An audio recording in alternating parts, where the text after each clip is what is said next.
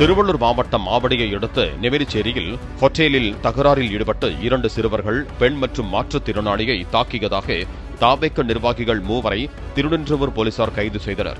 Joshua என்பவர் உறவினர்களான 2 சிறுவர்களுடன் அங்குள்ள ஹோட்டலில் சாப்பிட்ட போது தாவேக நிர்வாகிகளான வினோத், ரவி, தமிழரசன் ஆகிய 3 பேர் தாங்கள் சாப்பிட்டதற்கும் பணம் கொடுக்க வற்புறுத்தியதாகவும் அதற்கு மறுத்ததால் ஜோஷ்வா மற்றும் 2 சிறுவர்களை அவர்கள் தாக்கியதாகவும் கூறப்படுகிறது. மேலும் அங்கிருந்து அவர்கள் சென்ற பிறகும் பின்தொடர்ந்து வீட்டுக்கு சென்று ஜோஷ்வாவின் தாய் மற்றும் மாற்றுத்திறனாளி உறவினரையும் தாக்கியதாக புகார் அளிக்கப்பட்டிருந்த நிலையில் 3 பேரும் கைது செய்யப்பட்டனர்.